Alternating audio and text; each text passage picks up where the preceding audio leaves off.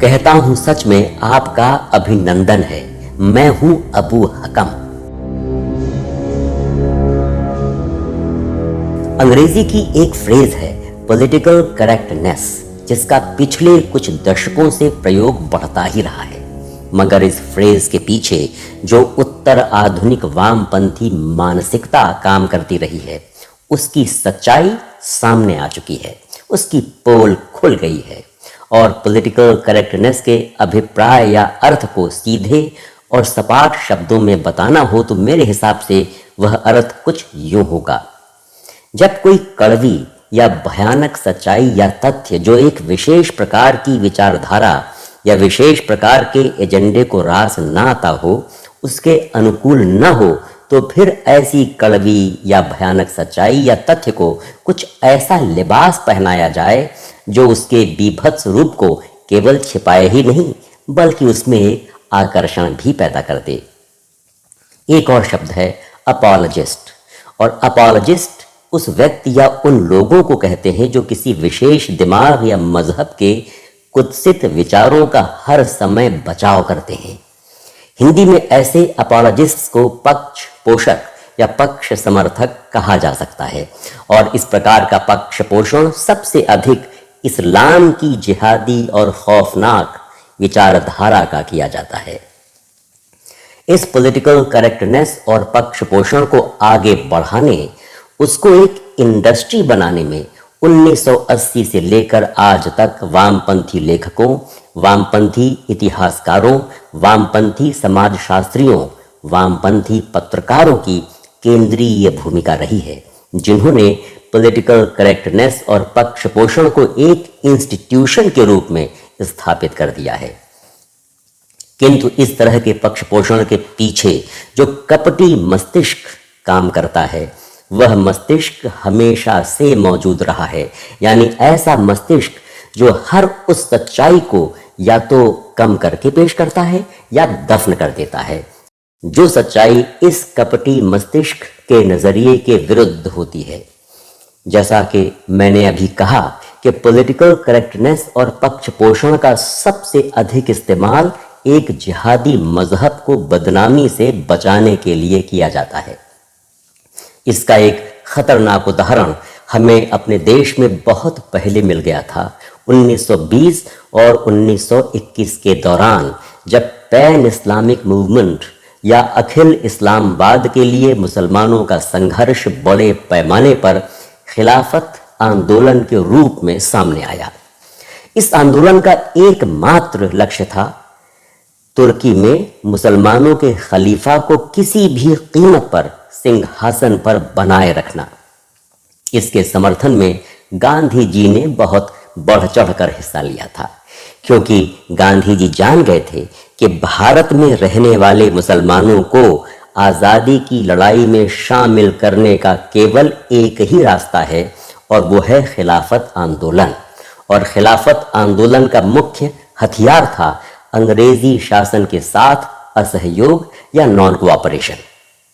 मतलब ये कि खिलाफत आंदोलन और असहयोग आंदोलन में कोई अंतर था तो नाम मात्र का था, वस्तुतः दोनों एक ही थे।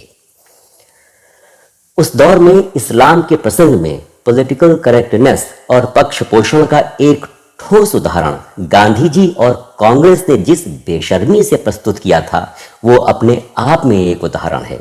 और इससे बड़ी विडंबना क्या हो सकती है कि महात्मा गांधी के विचारों और उनकी दृष्टि का ठीक उल्टा या पोलर ऑपोजिट कुछ हो सकता है, तो वो है इस्लाम का नजरिया।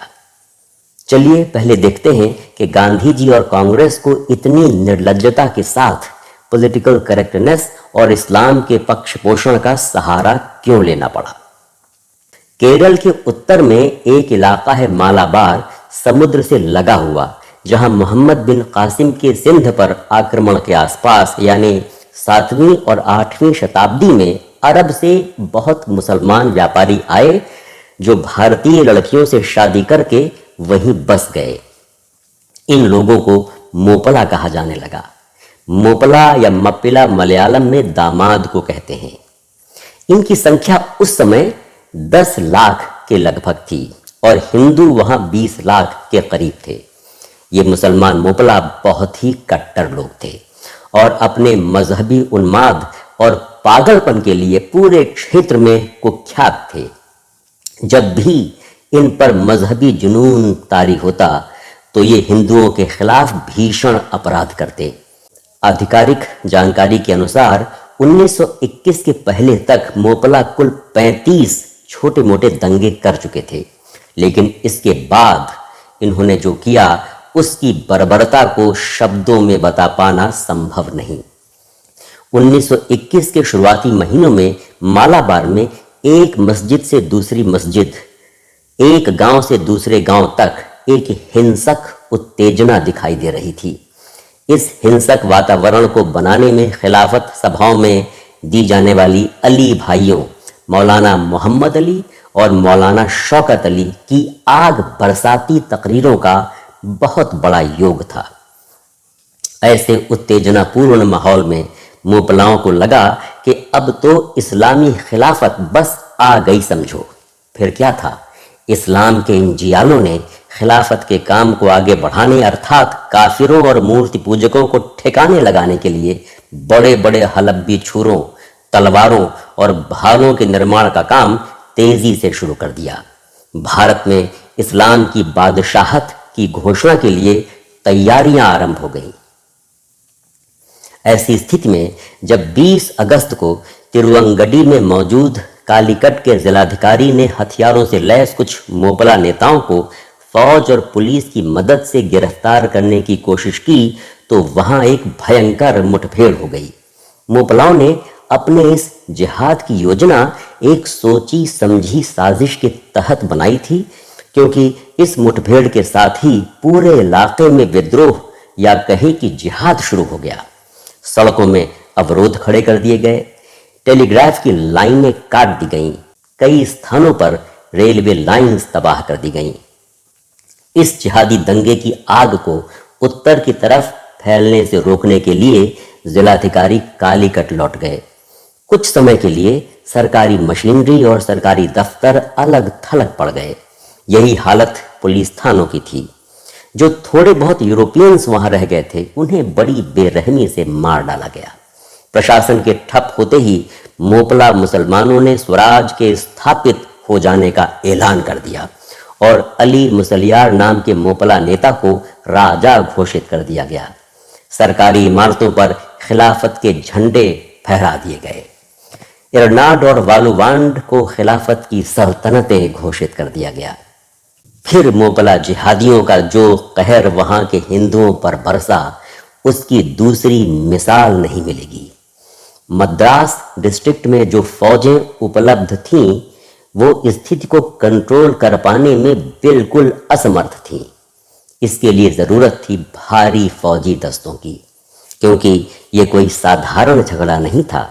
इन जिहादियों की ये वही मजहबी बर्बरता थी जिसकी दहशतनाक दास्तानें हम इतिहास की किताबों में पढ़ सकते हैं, लेकिन केवल उन किताबों में जिनमें पॉलिटिकल करेक्टनेस और पक्ष पोषण हावी नहीं है, जिनमें तथ्यपरक वास्तविकताओं को प्रस्तुत करने में छल और प्रपंच से काम नहीं लिया गया, जिन्हें वामपंथी या कांग्रेसी इतिहासकारों ने नहीं लिखा।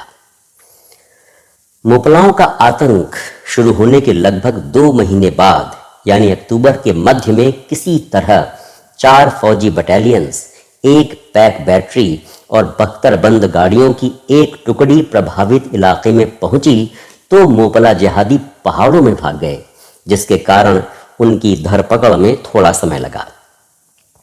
1921 के समाप्त होते होते मोपलाओं के इस जिहादी विद्रोह पर नियंत्रण पा लिया गया, लेकिन इस दौरान मोपलाओं ने हिंदुओं के विरुद्ध इतनी बेरहम और घिनौनी हिंसा की वारदातें अंजाम दी कि पूछिए मत। लिखा संक्षेप में कहें तो मोपला ने भयानक निर्दयता दिखाते हुए बड़ी संख्या में हिंदू महिलाओं के साथ गैंग रेप किए, गर्भवती महिलाओं के पेट फाड़कर सड़कों पर छोड़ दिया, बहुत लोगों की उनके जीवित रहते ही खाल उधेड़ ली, पूरे के पूरे परिवारों को उनके घरों में बंद करके जिंदा जला दिया।